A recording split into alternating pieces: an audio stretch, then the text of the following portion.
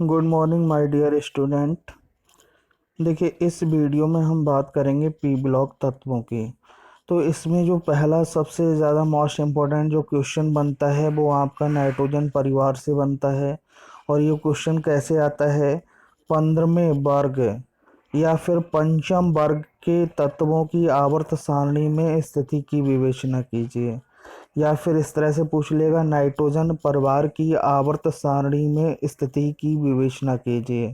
ये पहला long question बनता है और काफ़ी मोस्ट इम्पोर्टेंट है। जितने ज़्यादा और कंपाउंड जैसे आपके नाइट्रिक एसिड या सल्फ्यूरिक अम्ल वगैरह इंपॉर्टेंट है, इसी तरह ये भी ज़्यादा मोस्ट इम्पोर्टेंट है। देखिए, इसमें बात करेंगे पी ब्लॉक तत्व। पी ब्लॉक तत्व किसे कहते हैं? वे तत्व जिनमें अंतिम इलेक्ट्रॉन उनके बाह्यतम कोश के पी उपकोश में प्रवेश करता है, पी ब्लॉक के तत्व कहलाते हैं। इस ब्लॉक के तत्वों में वर्ग 13, 14, 15, 16, 17 और 18 18 को शून्य वर्ग के तत्व कहते हैं के तत्व आते हैं। अब बात करेंगे नाइट्रोजन परिवार की। ग्रुप 15 एलिमेंट से है नाइट्रोजन फैमिली। तो इस वर्ग में nitrogen, phosphorus, arsenic, antimony, bismuth तत्व उपस्थित हैं। ये सामान्य तत्व भी कहलाते हैं।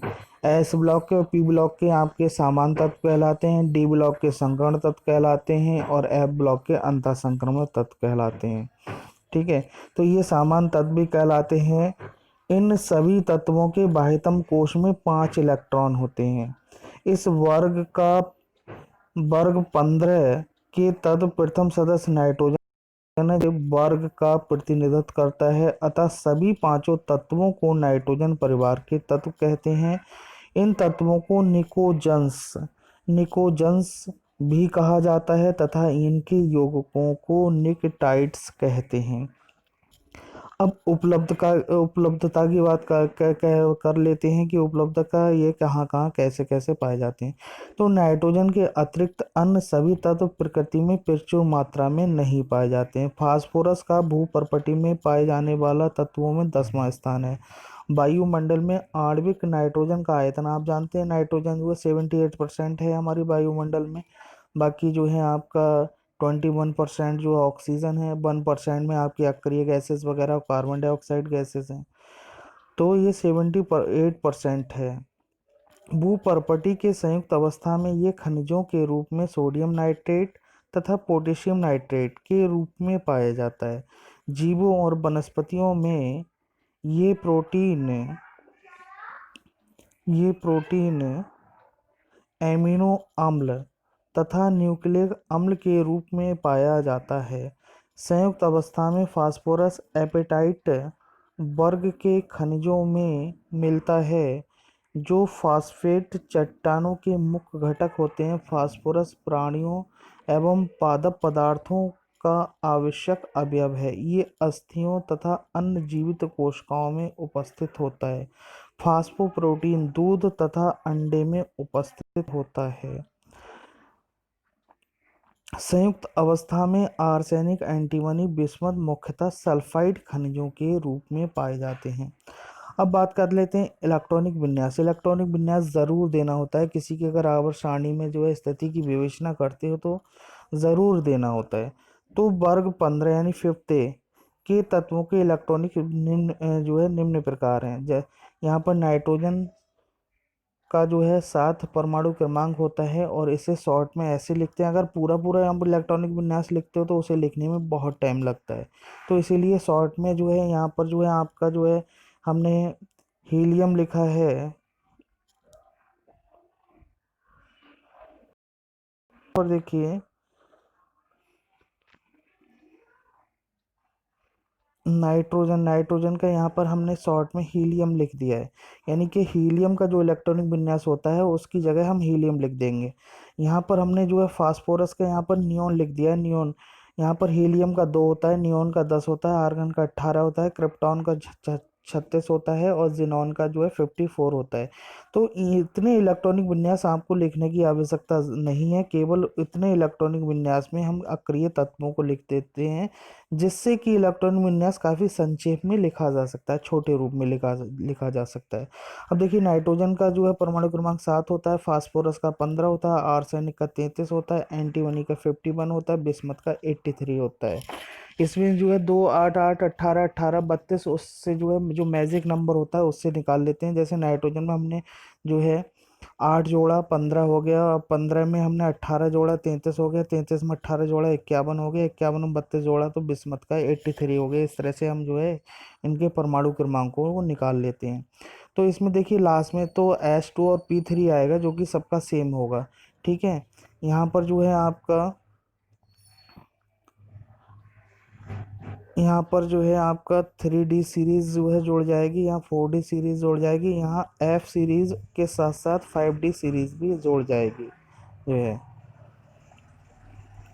अब आपका देखिए ये भी लिखना पड़ेगा, उपरोक्त इलेक्ट्रॉन विन्यास से स्पष्ट है कि इस वर्ग के सभी तत्वों के संयोजी कोश में 5 इलेक्ट्रॉन हैं, इसीलिए इनको एक साथ 15 में वर्ग में रखना पूर्णतः उचित है, तथा बाहरी पी कोश अर्धपूर्ण है, इसलिए ये अधिक स्थायी होते हैं। इसी कारण नाइट्रोजन अक्रिय तत्वों की तरह व्यवहार करता है। अब अगले इनके जो है भौतिक और सामान्य गुणों की बात करते हैं। तो भौतिक सामान्य गुणों में नंबर 1 भौतिक अवस्था आता है। तो इस वर्ग का पहला तत्व नाइट्रोजन है जो सामान्य ताप पर गैस है, तथा दूसरा तत्व फास्फोरस है जो मृदु मोम जैसा चमकयुक्त ठोस है परंतु शीघ्रता से बाष्पीकृत हो जाता है। तीसरा तत्व आर्सेनिक है जो एक चमकहीन कठोर ठोस है, जबकि शेष तत्व एंटीमनी तथा बिस्मथ कठोर ठोस है। धात्विक तथा अधात्विक लक्षणों की बात कर लेते हैं, मेटालिक एंड नॉन मेटालिक। तो ये जो है अधातुओं में है, तो ऊपर से नीचे जाने पर जो है इनका जो है धात्विक लक्षण बढ़ता है, अधात्विक लक्षण घटता है। तो प्रथम तत्व नाइट्रोजन से बिस्मथ तक धात्विक लक्षण बढ़ता है। नाइट्रोजन में फास्फोरस अधातु हैं, आर्सेनिक एंटीमनी उपधातु हैं, तथा बिस्मथ विशेष प्रकार की एक दुर्बल धातु है। अतः धात्विक लक्षण इस क्रम में जो है इनका बढ़ता है। आप देखिए यहाँ पर नाइट्रोजन का सबसे कम है, फास्फोरस का इससे ज़्यादा, आर्सेनिक का इससे ज़्यादा, एंटीमनी का इससे ज़्यादा और बिस्मथ का सबसे ज़्यादा है। परमाणु एवं आयनिक त्रिज्या की बात कर लेते हैं। वर्ग में नीचे की ओर बढ़ने पर परमाणु तथा आयनिक त्रिज्याओं में वृद्धि होती है। एन से पी तक परमाणु त्रिज्या में अत्यधिक वृद्धि होती है। आयनन एंथैल्पी यानी आयनन ऊर्जा की बात कर लेते हैं। आप जानते हो आयनन ऊर्जा क्या होता है। किसी भी तत्व से बाह्यतम एक इलेक्ट्रॉन निकालने के लिए उस तत्व को जितनी ऊर्जा की आवश्यकता होती है उसे उस तत्व की आयनन ऊर्जा कहते हैं। अब देखिए आयनन ऊर्जा वर्ग में नीचे की ओर बढ़ने पर आयनन ऊर्जा यानी आयनन एंथैल्पी परमाणु तत्वों के आकार में लगातार वृद्धि के कारण घटती है। अर्धपूरित पी कक्षीय इलेक्ट्रॉनिक विन्यास के अतिरिक्त स्थायित्व एवं छोटे आकार के कारण इनकी बाह्यतम कोश में इलेक्ट्रॉन पृथक करने में अधिक अधिक ऊर्जा की आवश्यकता होती है। इसीलिए संगत आवर्तों में वर्ग 15 के तत्वों की आयनन ऊर्जा का मान वर्ग 14 वर्ग 16 के तत्वों की अपेक्षा बहुत अधिक होती है। विद्युत ऋणात्मकता की बात करते हैं। समानता वर्ग में नीचे की ओर जाने पर परमाणु आकार में वृद्धि के साथ विद्युत ऋणात्मकता का मान घटता है। चालकता यानी इस वर्ग में नीचे की ओर जाने पर इन तत्वों की चालकता में गुण में नियमित रूप से वृद्धि होती है। नाइट्रोजन व फास्फोरस कुचालक यानी इनमें करंट नहीं दौड़ता है। आर्सेनिक एक दुर्बल चालक है, जबकि एंटीमनी एक अच्छा चालक है। जब बिस्मथ जो है एक उत्तम चालक है, इसमें बहुत अच्छा करंट दौड़ता है। घनत्व की बात करें तो वर्ग में नीचे की ओर जाने पर तत्वों के घनत्व क्रमशः बढ़ते हैं। ऑक्सीकरण अवस्थाओं की बात करें तो इन तत्वों की सामान्य ऑक्सीकरण अवस्थाएं -3 +3 या फिर +5 होती हैं।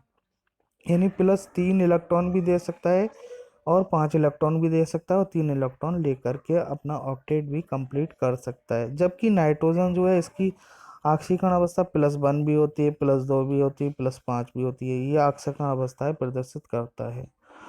अपरूपता अपरूपता एलोट्रॉफी यानी इस वर्ग के यहाँ बेटा लोगो लिख दिया है। ये जो है यहाँ पर जो है ये सब कैंसिल है, यहाँ पर इसे काट देंगे, यहाँ ये कुछ नहीं है। इस वर्ग के सभी तत्व अपरूपता प्रदर्शित करते हैं। नाइट्रोजन 2 अपरूपों में पाया जाता है, जबकि फास्फोरस 5 अपरूपों में पाया जाता है। सफेद या पीला फास्फोरस, लाल फास्फोरस, काला फास्फोरस, सिंदूरी फास्फोरस, बैंगनी फास्फोरस। आर्सेनिक तथा एंटीमनी भी 3-3 अपरूपों में पाए जाते हैं। बेटा अगर वीडियो हमारी अगर पसंद आती है तो चैनल को जो है लाइक करिए और सब्सक्राइब जरूर करिए। ठीक है बेटा, thank you for watching my video. ऐसी वीडियो हम आपको जो है बना बना कर देते रहेंगे। Thank you.